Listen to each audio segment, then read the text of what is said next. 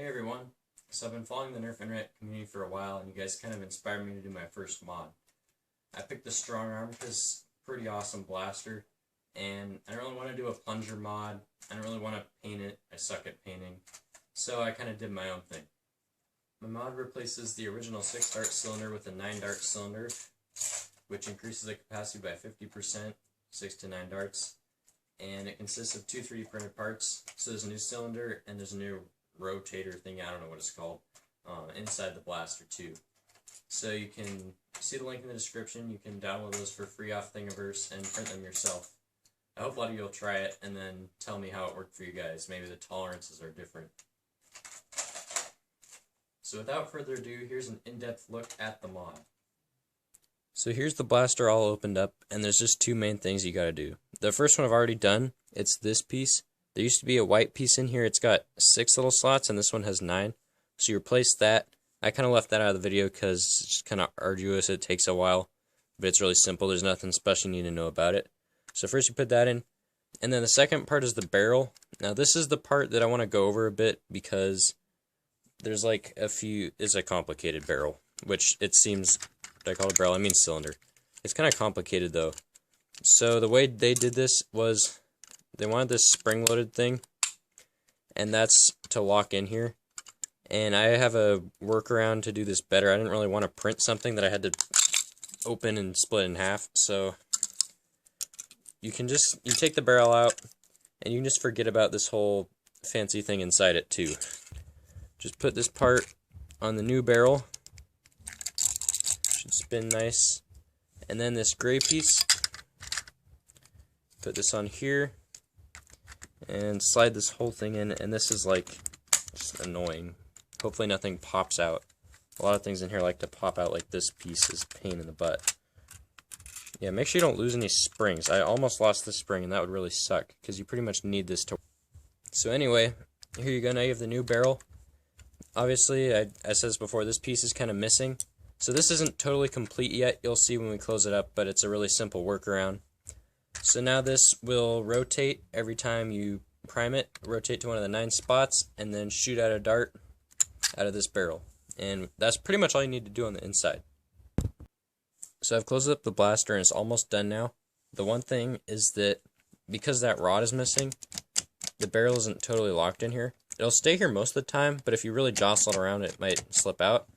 So what I like to do is just come in here with a rubber band and just tie a knot around here. Okay, well here it is after cutting through several minutes of video because I really suck at tying knots. I even had to get a new rubber band. Anyway, so now the rubber band will just hold it in there. You don't have to worry about this slipping out anymore. And it's also really cool because when you pop this out,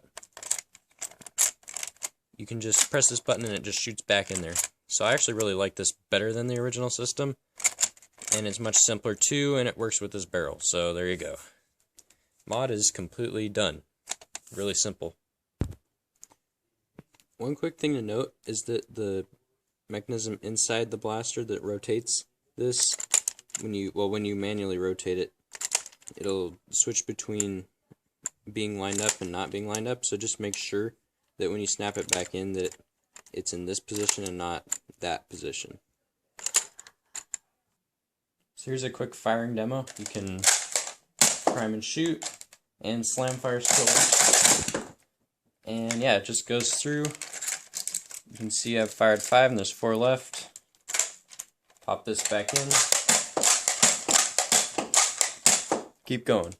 As far as performance goes, the blaster seems to perform about the same as it did initially in terms of range and stuff. I've got a range test video coming up really quick here. All the darts I'm using are pretty much 2 years old at least, but they're in pretty good shape, so I think it's a fair video. The other thing is the plunger could probably be lubed again because I rubbed off some of the lubricant on accident. It's not, but the blaster still works really good, so I think it'll demonstrate how well this works pretty fairly. Got 9 darts in here, and some are newer, some are older. Like, most of them they're in good shape, but some of them are stiffer than others, I don't know. Should give us a good variety. There's a bit of wind coming sideways, but not forwards or backwards.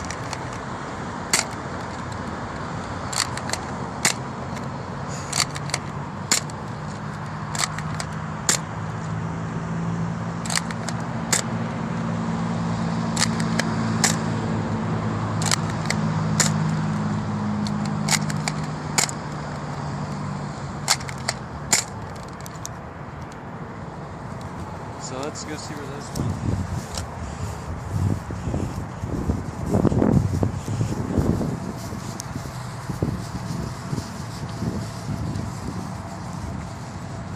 So this is 51 feet. There's one here, one over there. 55-ish, no, 56 there, 57 or 8. Got one at 65. Oh, one over here at